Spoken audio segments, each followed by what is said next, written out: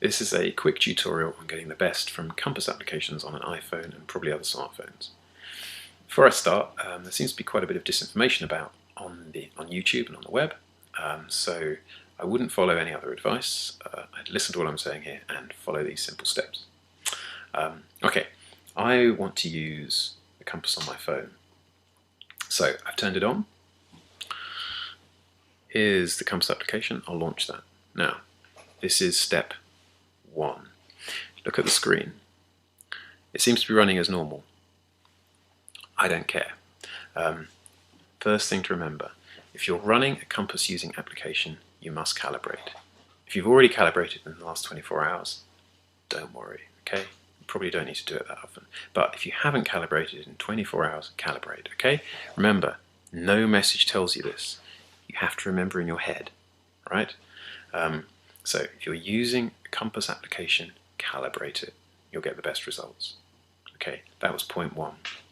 Point 2, nothing's telling me to calibrate, and I don't have to do anything to start calibrating. The phone is always calibrating, right? It's usually calibrating off little movements that I make.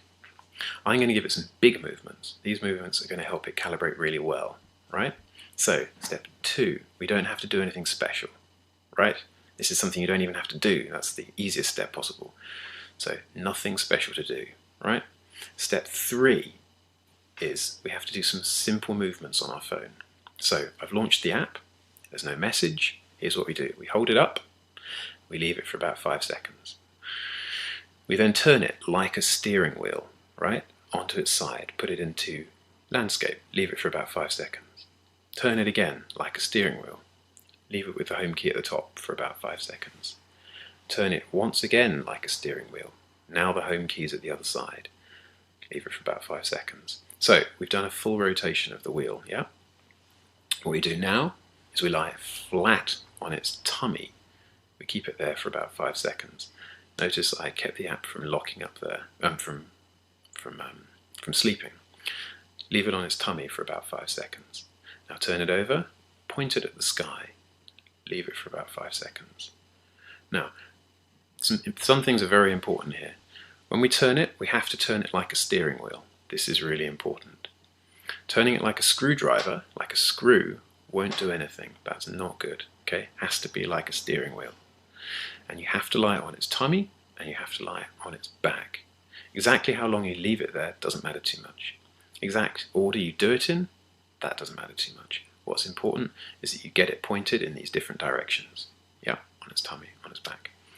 That's simple. Now, so there are 3 steps, okay? Calibrate if you haven't done so for 24 hours. Nothing's going to tell you to do it, you have to remember. Don't have to do anything special to start calibrating, and all of the calibration steps are just turning it and moving it, as I've described. Next up, sometimes you will see on your compass a message like this.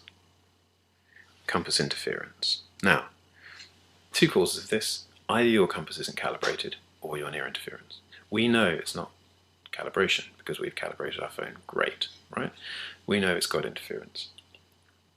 There's not a lot you can do about this. Interference could be caused by buildings, steel in their reinforcement. It could be caused by power lines. It can be caused by cars. Essentially, if you see interference, just move away from it.